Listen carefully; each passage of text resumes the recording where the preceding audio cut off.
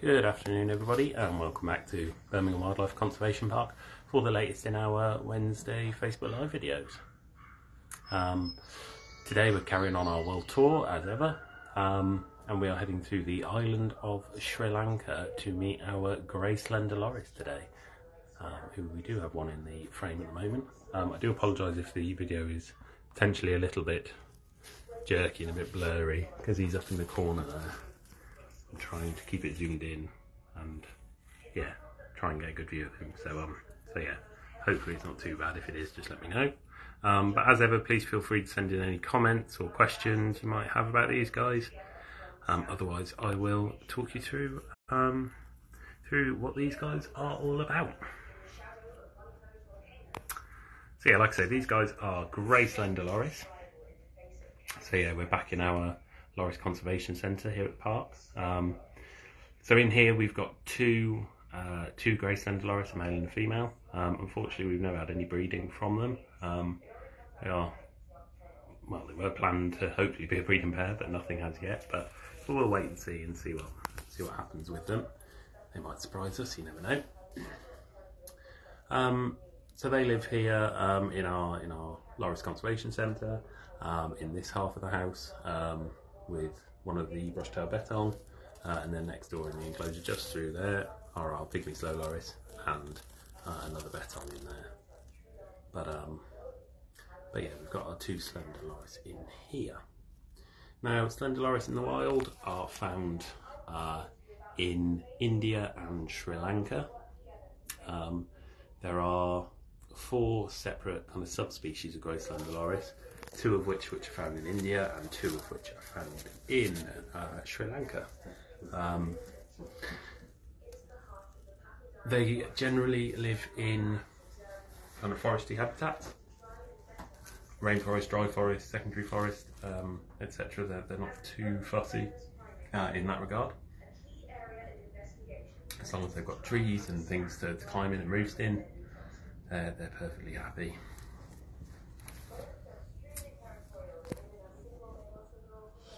Hi Mary, hi Judith, hope you're okay this week. No, so these slender loris are quite nervous. He hasn't moved since I popped in here a couple of minutes ago. We do have our other one. I don't know if you can see him at all. You probably can't. I don't know if you can just see 2 little dots there. That's the eyes of the other one, just up in the darkness above the lights there. But we've got one out and about that we can see. Try and focus on the loris, not the leaf. So loris are obviously in the family of the loris family. So they are a type of primate, a type of primitive primate, along with things like lemurs and bush babies and things like that.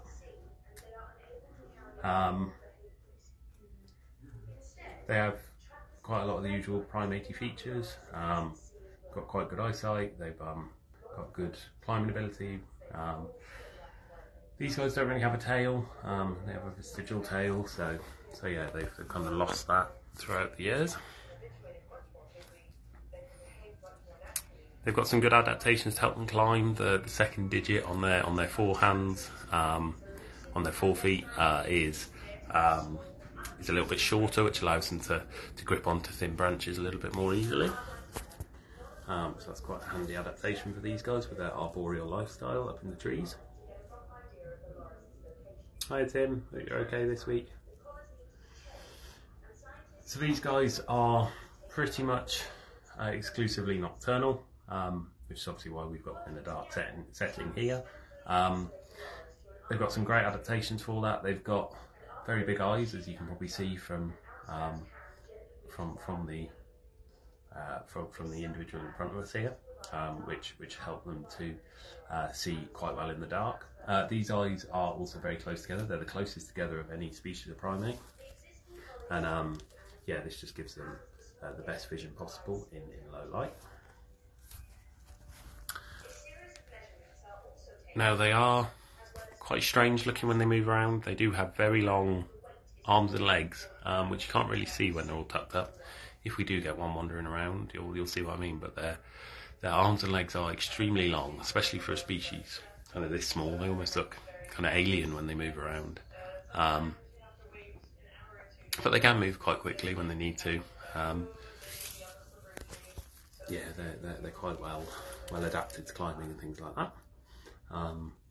And yeah, all these adaptations help them to do that and live the lifestyle that they do.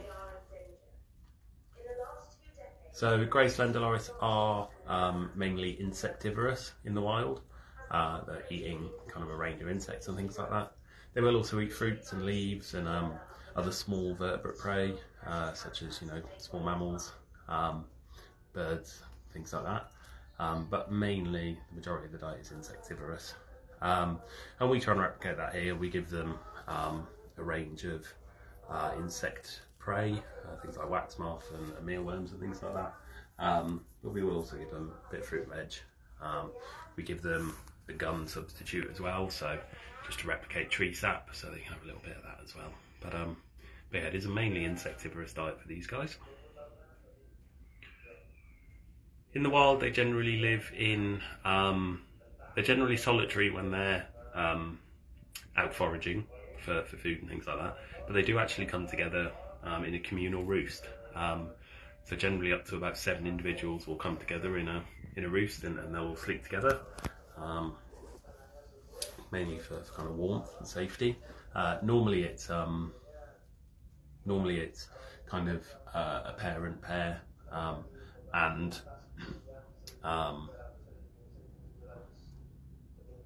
yeah, normally it's normally a parent pair and their last couple of litters of offspring that they come together in these roosts. So yeah, quite interesting that they've got this behaviour. Yeah, not something you really see with many other species of primate.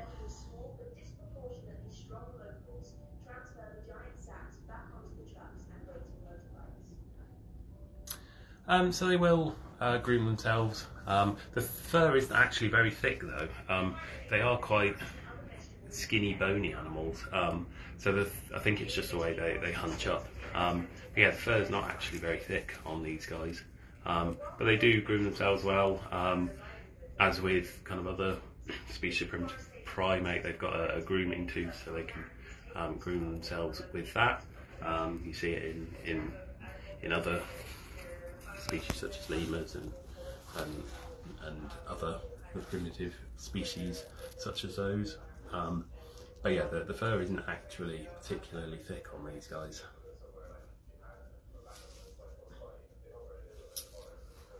Age-wise, as with any kind of small primate, I'm not sure off the top of my head, I guess around about 15 years old or so.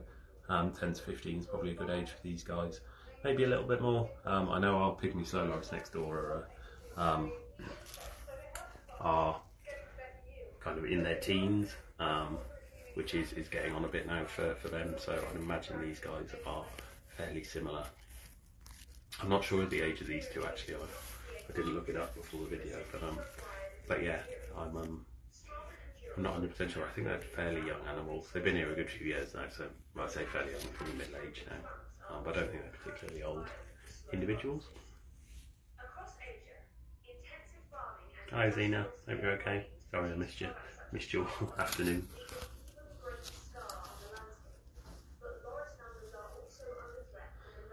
So yeah, this species of loris is classed as near threatened on the IUCN Red List.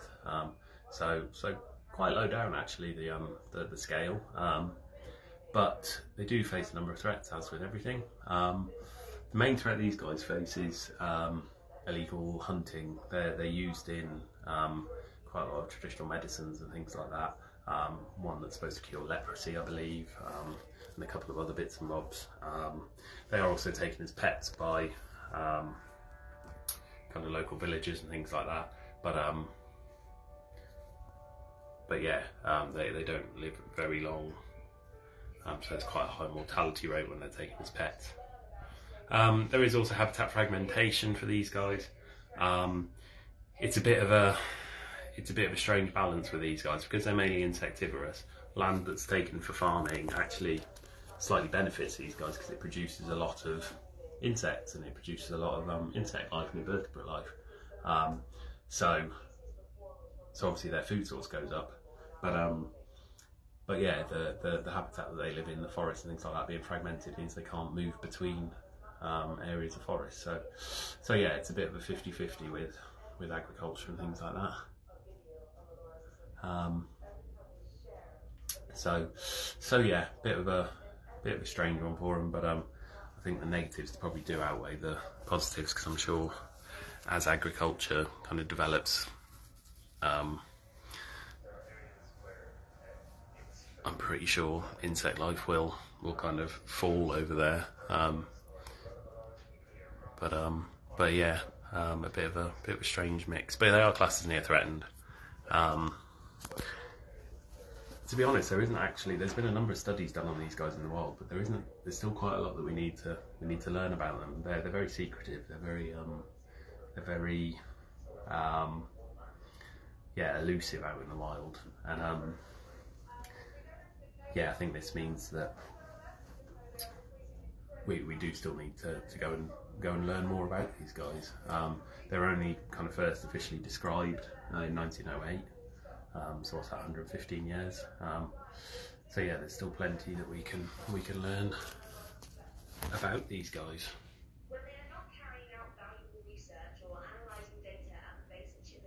They are lovely little things though. They are lovely.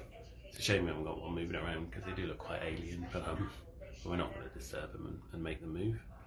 We'll leave them curled up, as Loris do very well. Right guys, feel free to send in any last minute comments or questions, otherwise we'll wrap the video up shortly. So I think these guys are actually the last species that we've got in Asia for our world tour. So I think we're moving on to Europe next week. We do have a couple of European species here. I think we'll probably be starting with Nala the lynx next week. But yes, we'll see. I'll have to double check my list, but I'm pretty sure that's next week's video.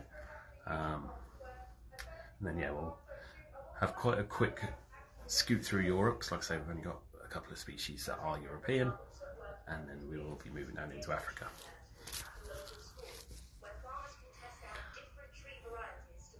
No worries, Mary. Thank you for watching, as ever.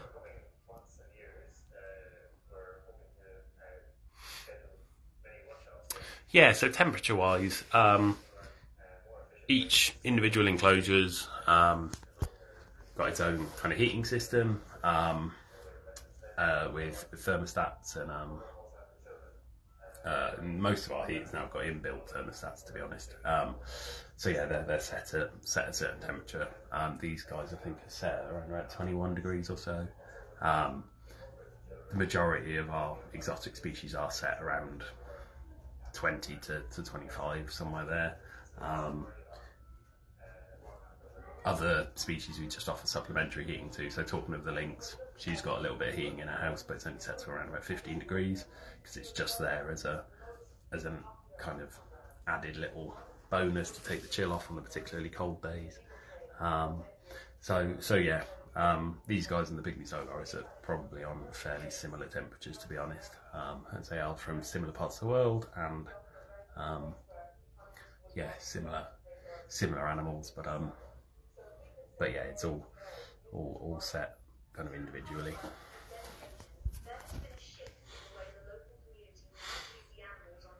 No problem, Tim. Thank you for tuning in, as ever.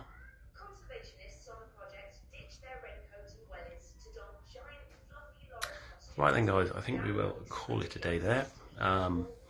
So yes, like I say, I think we'll be back next week with Nala the lynx, but I will have to double check. But I will be advertising it will be on Tuesday next week. Yes, apologies, it wasn't advertised yesterday. I've been off for the last few days, so quick advertisement this morning, which was a little bit different, but yeah, should be back to normal service next week.